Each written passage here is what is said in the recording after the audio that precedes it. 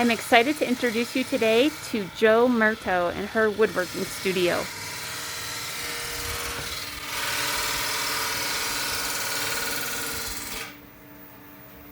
Hi. Hi. Thanks for having us. You bet. Yeah. Thanks for coming. Yeah. Yeah, it's getting there. I think I need to sharpen my tool a little bit because it's a little bit soft wood. But I think that's going to work. Can you see it? Yeah. So Jo, thank you so much for letting me come here today and introduce you to the Colorado Springs, Pikes Peak region arts community. I'm really excited for everybody to see the work that you've created, and I would just love for you to tell a little bit about yourself. Okay. I am not a native. We moved here 3 years ago to retire, and I had been doing the wood turning and the art business as a kind of a part-time job when we were living in San Jose. But I retired from teaching, and my wife was born and raised here. Went to Wasson High School, go Thunderbirds, and we just figured that this would be the best place for us to retire, and then I could do my artwork full-time. Mm-hmm. So been really fortunate to become part of the art community, and especially in the Pikes Peak Art Council. I joined that right away, and it's just been a great transition for me to be able to do this full time. Very nice. How did you get into woodworking? I actually got into it through my, I was a union rep, and I was on the bargaining team. And I would get totally stressed out during those confrontational meetings. And one of the other reps, we met at his house one night. He was a high school AP math teacher, and he had made most of the furniture in his home. And I said, "Where are you doing this?" And he said, "Didn't you know we have a wood shop in the district, and since we don't have wood teachers anymore, it's open for adult education." And it happened to be like a half mile from my house. So began meeting him there and on Wednesday nights, and it was a really great way to have something fun to look forward to that wasn't work related. I made a table, but I am not an AP math teacher. I was an elementary school teacher, and it was too precise with measurements and stuff. So he suggested I go over to the 2 lathes that nobody used, and I was so hooked. I think we bought a lathe off of Craigslist within like 3 weeks, and I just got started. That was 2008. Watched a lot of YouTube and taught myself, and just kind of went from there. Gave a lot of stuff away and was encouraged, why aren't you selling this? Mm-hmm. But about 7 years later, I think I started selling it and created the business in 2015. Very nice. Yeah. So this piece of machinery is called a lathe, and this is a chuck, and I have glued my tiny little piece of wood that I'm trying to make sort of a decorative piece for another piece that's already finished. I glued it on.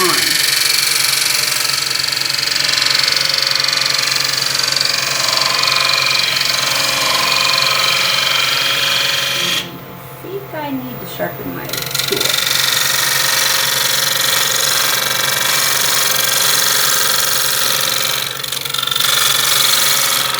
Definitely need to sharpen my tool. So this is, it's coming. I'm trying not to make it totally round, and that's why I'm getting that chatter. So I'm going to make this just a little bit sharper.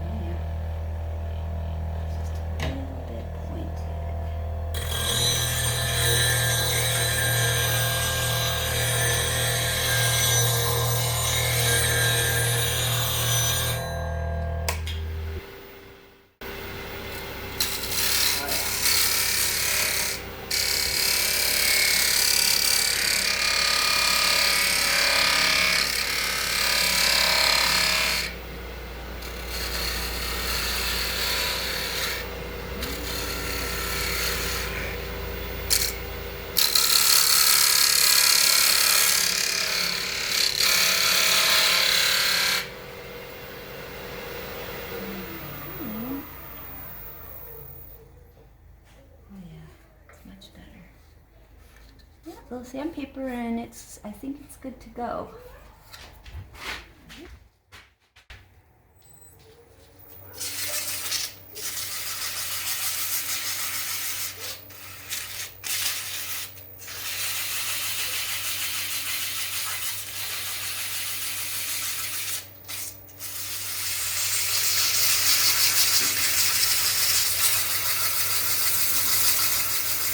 This is just a tiny piece of elm burl. I made a really cool weed pot out of it. Oh yeah, it was in your gallery for like a day and it sold. Yeah. This is a little cut off from it. Oh, okay. It's just such pretty wood. It is really pretty. If I just do a little more sanding on that, that's going to be just what we need.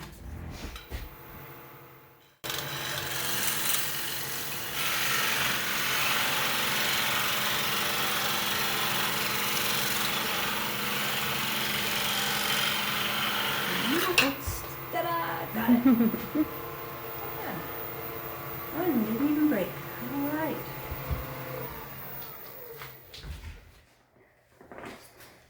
And my friend who lives in the Santa Cruz Mountains in above Monterey in California, he pulls them out by the roots. It's mesquite because it's so flammable. And he has 40 acres and he just, cuts down the mesquite, but then he wants that root ball out of there. And one day he came to me he also works at the school district I was working at there, Loma Prieta.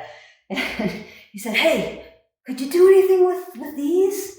And I said, "Yeah, I could do something with it. What is it?" And he said, "It's a root, a mesquite root.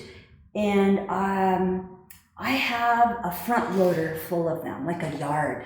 And I said, "Oh, just throw them in the pickup truck." So whenever I can, if I'm ever that way, I picked up a bunch in January when we were there, and I'm just waiting for stuff to dry out. So that's what's kind of fun. Every piece of wood that I make something out of, there's usually a cool story related to how I got the wood or why the wood was given to me. So I buy very little wood. I want to try to repurpose everything, even stuff like this. One of my mentors, or probably my best mentor here, his name is Rich Aldridge. He makes these beautiful bowls and other pieces, but he's very precise in the way he cuts. And look how thin that is. And I just said, "Hey, don't throw those away. I can use those." So I get all his scraps. Thus, I am a wood hoarder. Okay, so this was another reason why we were happy with the house, because both of these pieces run on the 220 or 210, whatever that kind of big power is. Mm-hmm. So, and these guys are really noisy, so they're on this side of the wall. And a lady called Marlene and said, "My husband passed away several years ago, and he saved all this walnut. I don't know what he was going to build with it. Does Joe want it?" So here you go. The very first ones I turned like 8 years ago, a lady, again, husband's dying. She was living in Walnut Creek, California. Her husband had brought this 30 years prior from eastern Michigan, and it was this big around, and it was some kind of a walnut. It weighed so much. So Marlene and I went over, and I think I had a cast on my arm at that point, so Marlene actually had to chainsaw it into pieces so that we could lift it up, because it was just 3 women. There was no way we could lift it up. So that was one of my very first bowls. So we got this one. One of the questions you asked somebody was, who do you collect? Mm-hmm. Bill Burgess is no longer with us, but he was the man who designed and had a friend who was a structural engineer build Continuum in the park, America the Beautiful Park, right? This is one of his pieces. It was kind of the model of a larger piece that he has at UC Boulder now. Mm-hmm. And I did a trade with his partner capped Jorstad for this piece. Yeah. She's got some other pieces of mine, and yeah, I just was so thrilled with what he did and how he just kind of started as a teacher and then became such a great artist. I made this for Marlene for our 10th wedding anniversary.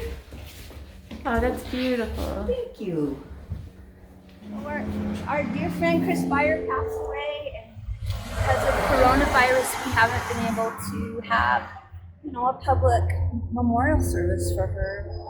And she was a dear friend of 50 years of my life, so I suggested we make a garden in Chris's honor, and then I made this garden post to kind of set it off. So this was what we did during the initial stages of the lockdown for the virus. And I just took a couple of cedar 4x4s and embellished them. This was one way she would end some of her letters, wishing you blue skies and happy trails. And then probably on this side it says, just happy to be here. That was, and holding hands. I put some little people there holding hands. She was just such a great, great human being to be around, and she loved nature. So I just thought that this would be a good way to have my little Marlene be able to mourn and remember. And then also it's been a great way to feed the deer in the neighborhood. You can see they love our echinacea. I thought those were deer repellent, but they're not.